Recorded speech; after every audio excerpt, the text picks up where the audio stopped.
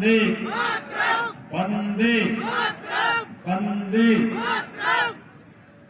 आज के इस उपचुनाव के अवसर पर आयोजित इस कार्यक्रम में भारतीय जनता पार्टी के लोकप्रिय और कर्मठ प्रदेश अध्यक्ष माननीय स्वतंत्र देव सिंह जी, उत्तर प्रदेश सरकार में मेरे सहयोगी मंत्रीगण श्री ब्रजेश पाठक जी, डॉक्टर महेंद्र सिंह जी,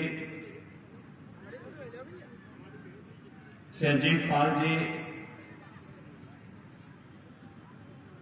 आज के इस कार्यक्रम में उपस्थित सुरेश पासी जी,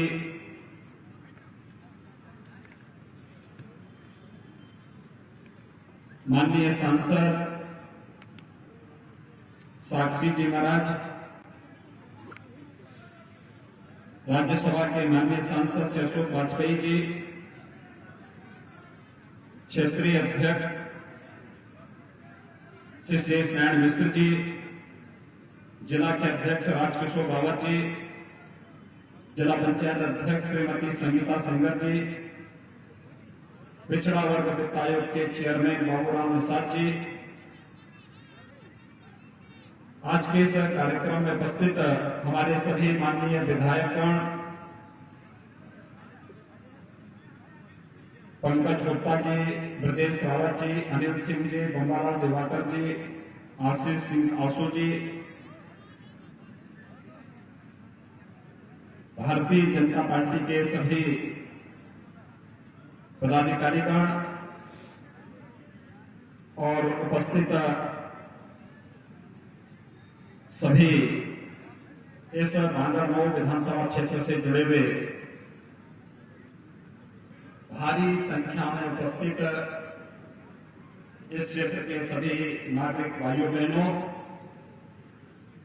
भारतीय जनता पार्टी के लोकप्रिय प्रत्याशी श्री श्रीकांत कटियार जी के समर्थन में आप सबसे अपील करने के लिए मैं और प्रदेश अध्यक्ष जी विशेष रूप से आपके बीच में आप आए हैं।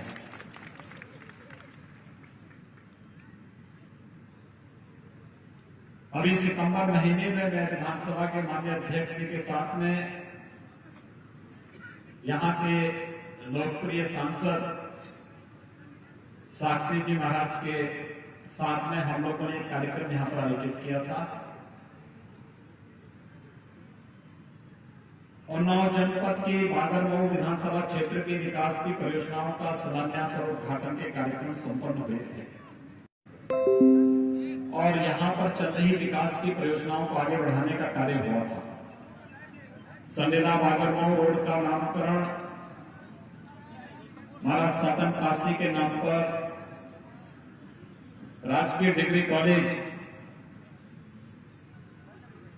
का नामकरण संविधान सभा के सदस्य और पहले प्रथम सांसद थे यहां से पंडित दिसंबर दयाल त्रिपाठी जी के नाम पर, अस्पताल का नाम और मूर्ति बनाने की घोषणा यहां पर महान स्वतंत्रता संग्राम सेनानी श्री गुलाब सिंह लोधी जी के नाम पर, साथ साथ हमने स्मरण किया था यहां पर अंग्रेजों के खिलाफ एक महत्वपूर्ण लड़ाई का नेतृत्व करने वाले इस क्षेत्र के राजा जसा सिंह जी की स्मृतियों को प्रणाम करते हुए मुझे यहां पर आने का सौभाग्य प्राप्त हुआ था। और आज भाइयों बहनों, विधानसभा के उपचुनाव में यहां पर मुझे भारतीय जनता पार्टी के एक सामान्य कार्यकर्ता के रूप में बूथ से लेकर के जिले तक की जिम्मेदारी का सफलतापूर्वक निर्वहन करने वाले श्रीकांत कटियार जी के समर्थन में आप सबसे वोट मांगने के लिए मैं आज आपके बीच में यहां पर उपस्थित हुआ हूं। यही अंतर है, भारतीय जनता पार्टी अन्य दलों से अलग क्यों? सपा हो, बसपा हो, कांग्रेस हो, इनके लिए पार्टी ही परिवार है, पार्टी ही देश है और पार्टी के लिए ही ये लोग जीते हैं और हर प्रकार की बेईमानी और भ्रष्टाचार को बढ़ावा देते हैं। लेकिन भाइयों बहनों, उन लोगों को पार्टी और परिवार के बाहर वे देख ही नहीं सकते, दृष्टि ही इससे बाहर की नहीं है। वे समाज और देश के बारे में क्या सोच सकते हैं, एक प्रश्न बार बार खड़ा होता है। लेकिन भारतीय जनता पार्टी के लिए देश ही परिवार है और देश के हित को सर्वोपरि रखते हुए, जनता जनार्दन के हित को सर्वोपरि रखते हुए जब कोई पार्टी कार्य करती है तो सही मायने में लोकतंत्र फलीभूत होता है, उत्थान के पथ पर अग्रसर होता है। और श्रीकांत कटियार भारतीय जनता पार्टी के एक सामान्य कार्यकर्ता बागरमऊ विधानसभा क्षेत्र से प्रत्याशी बनकर के आपके बीच में आते हैं, इस बात को प्रमाणित करता है। क्या कांग्रेस में, सपा में, बसपा में कोई कल्पना कर सकता है कि उस परिवार के बाहर का कोई व्यक्ति वहां का अध्यक्ष या वहां का किसी अन्य महत्वपूर्ण दायित्व पर बैठ सकता है? नहीं।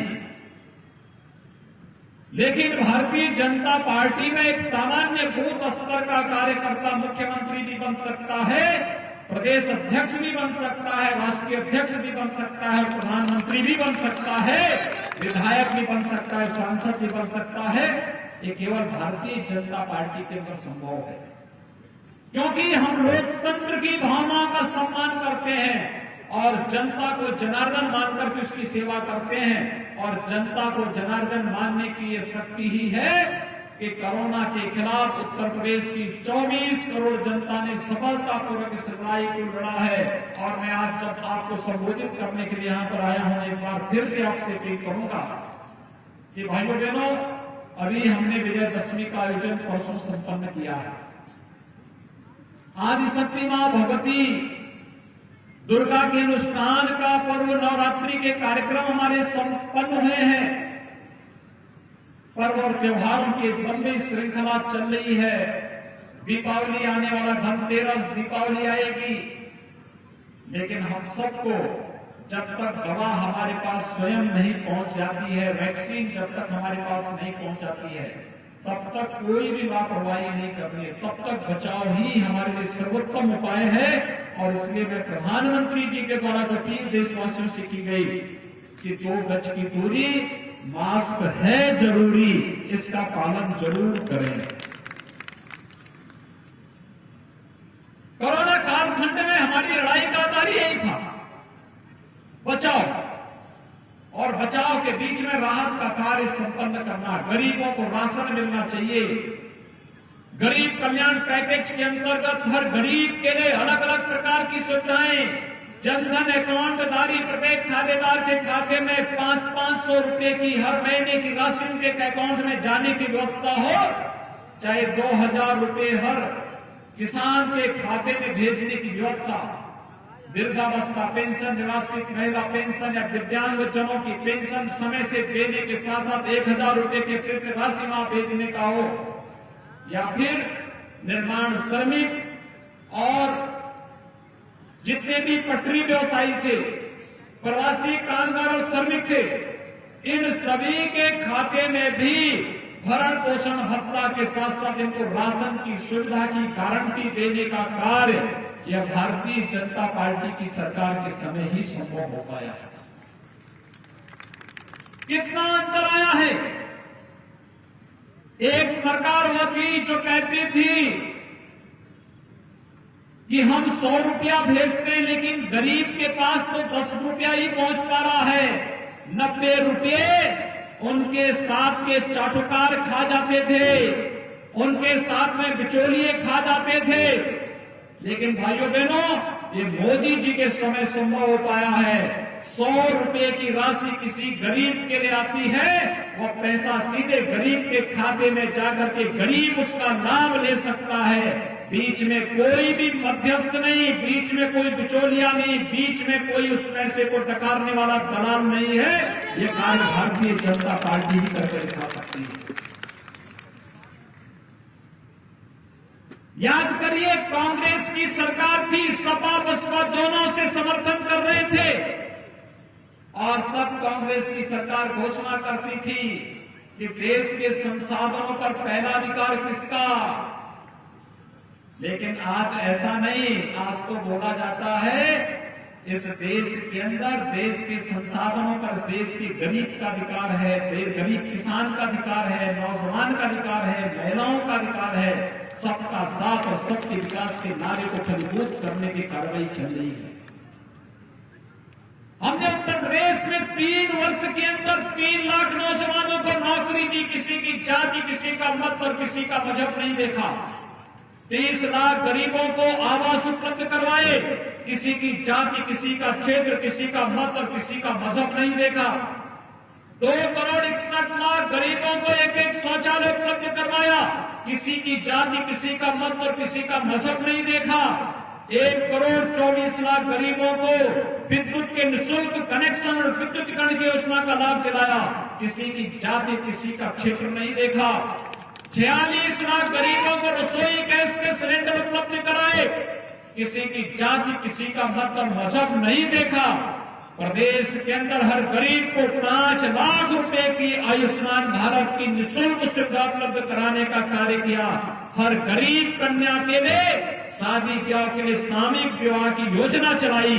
किसी की जाति, किसी का मत और मजहब नहीं देखा। क्योंकि हमारे लिए तो उत्तर प्रदेश की 24 करोड़ जनता ही परिवार है और इसकी सुरक्षा, इसकी सुविधा और इसकी समृद्धि हमारा लक्ष्य है। उस लक्ष्य को ध्यान में रखकर के हम लोगों ने कार्य किया। भाइयों बहनों, उसी प्रक्रिया को आगे बढ़ाने के लिए हम लोगों ने प्रदेश के अंदर किसी भी प्रकार की अराजकता के लिए जगह नहीं। तमाम प्रकार की बातें लोग करते थे, बड़े बड़े दंगा फसाद करके प्रदेश के अंदर व्यवस्था को अस्त व्यस्त करते थे, नष्ट करते थे। आपने देखा होगा 3.5 वर्ष के दौरान कोई दंगा प्रदेश में नहीं हुआ और किसी ने किया तो हमने कहा कि भाई अगर तुमने जो है नुकसान किया है तो भाई इसकी भरपाई भी करो, तुम्हारे मकान को ही बेच करके हम इसकी भरपाई कर लेते हैं।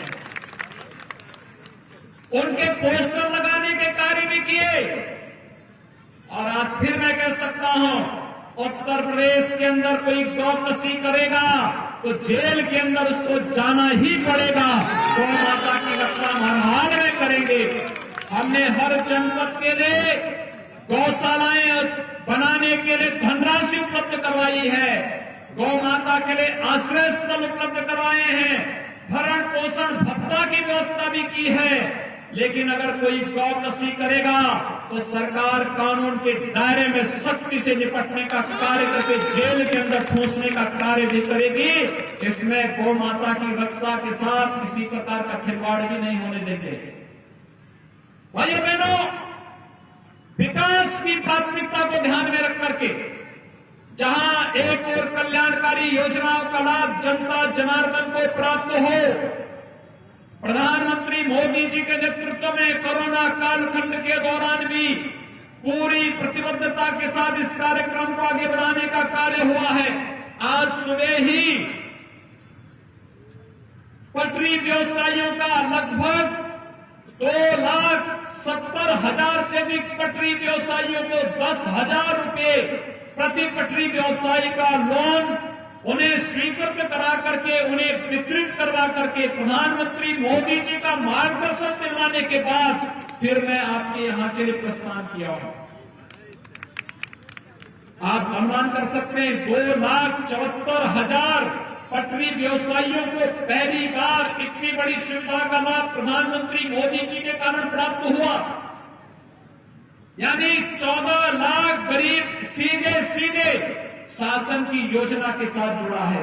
और शासन की योजना के साथ जुड़ने का मतलब हमने उतने गरीबों के चेहरे पर खुशहाली लाने का कार्य किया। उत्तर प्रदेश का नौजवान पहले नौकरी के लिए भटकता था, क्योंकि नौकरी कोई परिवार और कोई जाति के लिए गिरवी रख दिया जाता था, भ्रष्टाचार की भेंट चढ़ा दिया जाता था, एक एक नौकरी की बोली लगती थी। और पिछले 3 वर्ष के अंदर हुई जितनी भी भर्तियां हैं, किसी भी नियुक्ति पर कोई उंगली नहीं उठा सकता। योग्यता और क्षमता के आधार पर हर नौजवान को नौकरी की गारंटी देने का कार्य प्रदेश के अंदर सरकार कर रही है। क्योंकि उत्तर प्रदेश का नौजवान की ऊर्जा और उसकी प्रतिभा का लाभ उत्तर प्रदेश को प्राप्त होगा उत्तर प्रदेश समृद्धि की नई ऊंचाइयों तक पहुंचेगा, उत्तर प्रदेश समृद्धि की नई ऊंचाइयों तक पहुंचेगा तो भाइयों बहनों, देश विकास के पथ पर अग्रसर होकर के दुनिया की एक महाशक्ति बनेगा। हमने तो विकास भी किया है, हमने सुरक्षा का वातावरण भी पैदा किया है। बड़े माफिया और गुंडे पहले राजनीतिक दलों की शोभा बढ़ाते थे, आज बड़े बड़े गुंडे और अपराधी जिन्होंने गरीबों की, व्यापारियों की संपत्तियों को कब्जा करके, अवैध संपत्ति कब्जा करके बड़े बड़े महलनुमा अवैध इमारतें खड़ी कर दी थी, आज प्रदेश सरकार का बुलडोजर जब उन पर चलता है तो एक गरीब की एक आस नहीं जगती है कि अब यहां पर मेरे लिए प्रधानमंत्री आवास बन पाएगा और मैं भी पक्के मकान में रह पाऊंगा। और नहीं तो जहां भी कोई सार्वजनिक संपत्ति देखी, किसी व्यापारी की संपत्ति देखी, किसी गरीब की संपत्ति देखी, किसी धर्मस्थल की संपत्ति देखी, पिछली सरकारों में गुंडे टूट पड़ते थे, संपत्ति पर कब्जा कर लेते थे और फिर प्रदेश सरकार के मंत्री और प्रदेश सरकार का मुखिया उन्हें सम्मानित करता था। हम गुंडों के साथ जी हजूरी करते थे। आज तो गुंडों के अवैध संपत्ति पर बुलडोजर चलाने का कार्य प्रदेश सरकार कर रही है, जिससे हर गरीब को हम सुरक्षा का एक स्पष्ट संदेश दे सकें कि नहीं, प्रदेश की 24 करोड़ जनता की जिम्मेदारी हमारा जवाबदेही है और हम इसके साथ किसी को खिलवाड़ करने की छूट नहीं देंगे। भाइयों बहनों, जहां एक और प्रदेश के विकास के लिए, सुख और समृद्धि और सुरक्षा के लिए पूरी मजबूती के साथ कार्य हो रहा है। आपने देखा होगा पहले इसी प्रदेश में महीनों महीनों दंगे होते थे। पिछले 3.5 वर्ष से तो आपने कोई दंगा प्रदेश में नहीं देखा होगा भी नहीं, क्योंकि दंगाइयों को मालूम है कि अगर दंगा किया तो कहां जाएंगे, क्या स्थिति होने जा रही है। लेकिन भाइयों बहनों, आपने जरूर देखा होगा जो नारे हम लोग लगाते थे 1952 से, एक देश में 2 प्रधान, 2 विधान और 2 निशान नहीं चलेंगे। एक देश में 1 प्रधान, 1 निशान और 1 विधान की इस परिकल्पना को मोदी जी ने और अमित शाह जी ने साकार कर दिया है। मैं प्रधानमंत्री मोदी जी का अभिनंदन करता हूं, कश्मीर से धारा 370 को हमेशा के लिए समाप्त किया है। मैं प्रधानमंत्री मोदी जी का आभार व्यक्त करता हूं। 500 वर्षों की अयोध्या की जो टीस थी, अयोध्या में भगवान राम के भव्य मंदिर निर्माण के कार्य का शुभारंभ करके उन्होंने इसको भी पूरा करने का कार्य किया है। अब अयोध्या में भगवान राम का भव्य मंदिर का निर्माण का कार्य हो रहा है और यही तो राम राज्य है।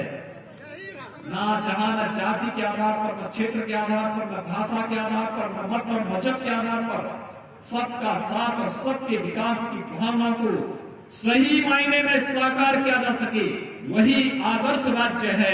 वही आदर्श राज्य राम राज्य है और राम राज्य की इस परिकल्पना को साकार करने के लिए भारतीय जनता पार्टी केंद्र और प्रदेश की दोनों सरकारें कार्य कर रही हैं। और भाइयों बहनों, उसी दृष्टि से आज हम सब आपके बीच में यहां पर आए हैं। हमारा पूरा मंच आया है, यहां के सभी पदाधिकारी आपके बीच आए हैं। हमने श्रीकांत कटियार को आपका प्रत्याशी बनाया है। मुझे यहां पर 1 बजे ही आना था, लेकिन राज्यसभा के नामांकन की प्रक्रिया के साथ जुड़े होने के नाते मैं वहां पे था। वहां के बाद कानपुर से फिर आपके बीच में आया हूं। एक सामान्य कार्यकर्ता भारतीय जनता पार्टी का श्रीकांत कटियार आपके बीच में है। आप सबसे अपील है 3 नवंबर को कमल के चुनाव चिन्ह पर श्रीकांत कटियार को भारी मतों से विजयी बनाने की अपील करने के लिए आपके बीच आया है। भाइयों बहनों, आप चुनाव जिता करके भेजिए और विकास की जिम्मेदारी हमारे ऊपर छोड़ दीजिए, केंद्र और प्रदेश सरकार के ऊपर छोड़ दीजिए। केंद्र से आने वाली योजनाएं साक्षी जी महाराज के माध्यम से आपके इस विधानसभा क्षेत्र में और उन्नाव जनपद में स्वतः पहुंच जाएगी। प्रदेश से आने वाली योजनाएं श्रीकांत कटियार जी के नेतृत्व में बागरमऊ विधानसभा क्षेत्र में स्वयं पहुंच जाएगी। विकास और समृद्धि के मार्ग पर विधानसभा क्षेत्र आगे बढ़े, इस विश्वास के साथ 3 नवंबर को होने वाले विधानसभा उपचुनाव में श्रीकांत कटियार को भारी बहुमत से विजयी बनाने की अपील कमल चुनाव चिन्ह पर करने के लिए मैं आपके बीच में आया हूं।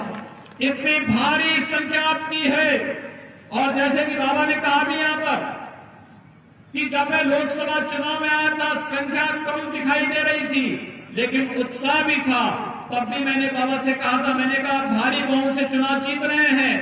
और भाइयों बहनों, आज फिर उन्होंने कहा है कि जनता पहले से ज्यादा वोटों से चुनाव जिता करके भेजेगी। मैं आप सबसे अपील करूंगा, भारी बहुमत से भारतीय जनता पार्टी के प्रत्याशी को चुनाव जिता करके भेजिए। कोरोना की जो गाइडलाइन है उसका पालन जरूर करें। 2 गज की दूरी और मास्क है जरूरी का पालन करते हुए मैं एक बार फिर से आप सबका हृदय से अभिनंदन करता हूं। कमल चुनाव चिन्ह पर भारतीय जनता पार्टी के प्रत्याशी को भारी बहुमत से विजयी बनाने की अपील करते हुए वाणी को देता हूं विराम। जय जय श्री राम।